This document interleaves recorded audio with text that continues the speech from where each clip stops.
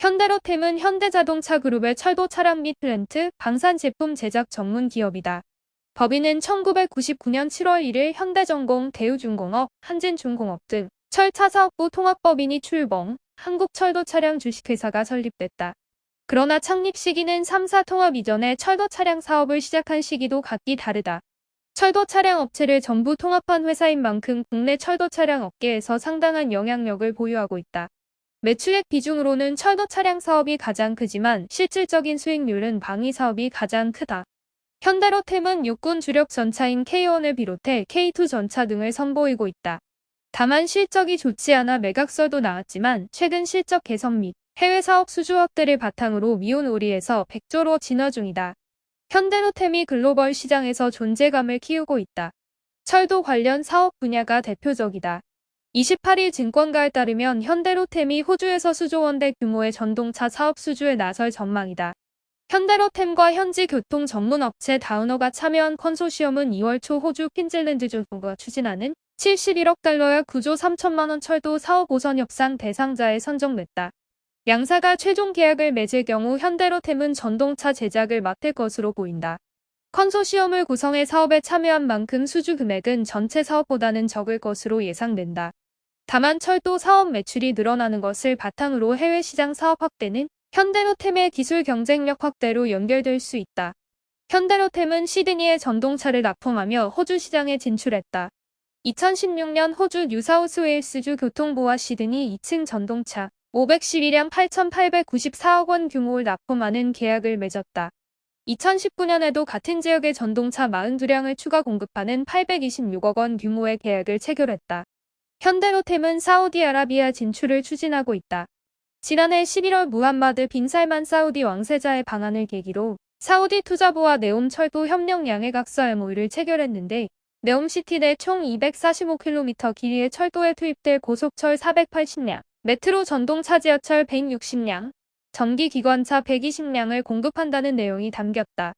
현대로템이 올해 호주 사우디에서 모두 최종 계약에 성공하면 철도 부문 수주 잔고가 10조 원을 넘어설 수도 있다는 게 증권가의 전망이다. 현대로템은 프랑스, 독일, 일본에 이어 세계에서 네 번째로 동력 분산식 고속 열차를 개발했다. 현대로템은 철도 외의 방산 분야에서도 기술력을 인정받으며 글로벌 시장 점유율 확대에 나서고 있다. 현대로템은 지난해 폴란드와 4조 4,992억 원 규모의 K2 전차 수출 계약을 맺었다. 현대로템은 앞서 지난달 말 폴란드 군비청과 K2 전차 긴급 소요분 및 폴란드형 K2 1000대 물량에 대한 기본 계약을 체결한 바 있다. 수출 계약은 기본 계약에 대한 실행으로 긴급 소요가 발생한 1차 인도분 180대에 대한 세부 조건이 담겼다. K2 전차의 완제품 수출은 첫 사례다. 현대로템은 1차로 국내 생산 K2 전차 긴급 소요분 180대를 폴란드에 공급하고 이후에는 폴란드 현지 공장에서 생산되는 물량과 국내 생산 물량을 최종 인도한다는 계획이다. 수출 확대는 그룹 내 실적 증가로 이어졌다. 현대로템의 지난해 매출은 3조 1,633억 원, 영업이익은 1,475억 원이다. 전년 대비 각각 10%, 84%가량 늘었다. 이중 방산 부분의 매출은 1조 592억 원으로 전년 대비 18%가 증가했다. 특히 수주 잔고는 2021년 1조 7,033원에서 2022년 말 기준 5조 2,749억 원으로 210%가량 급증했다. 현대로템의 주가 흐름은 실적과 별개로 움직이고 있다. 지난해 8월 폴란드의 K2 전차 납품 소식 발표 이전의 주가는 17,000원대에서 발표 이후 32,000원대로 큰 폭으로 상승했다. 이후 주가는 지난 1월까지 등락을 거듭하며 27,000원에서 3만원대 박스권을 유지했다. 다만 지난 2월 초부터 27,000원이던 주가는 지난 24일 기준 25,750원으로 낮아졌다. 지난해 실적이 개선되고 있고 지난해 방산 사업 약진 및 올해 철도 사업 수주 확대에 나설 가능성이 높은 만큼 주가 확대 가능성이 높다는 게 증권가의 반응이다. 증권가는 최근 현대로템에 대한 긍정적 평가를 하고 있다.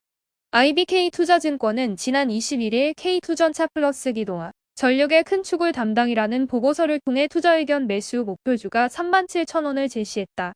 이상현 IBK투자증권 애널리스트는 폴란드형 K2 전차 1차문 180대 중 10대가 지난해 4분기에 반영됐고 2023년에는 18대 이후에도 2026년까지 납품이 순차적으로 증가할 예정이라며 폴란드행 K2 전차 2차분 820대 계약에 대한 협상은 2022년 말 구체화될 것으로 예상됐으나 다소 지연되어 올해 2분기경 2차분에 대한 계약건이 구체화될 것으로 기대된다고 분석했다. 이어 2026에서 2033년까지 양산될 예정인데 320대는 국내에서 생산해서 납품하고 500대는 현지 제작으로 주요 부품은 한국에서 조달될 예정이라며 노르웨이 전차 수주는 실패했으나 루마니아 등 관심을 보이는 국가들로의 수주 기대감이 높아지고 있다고 진단했다.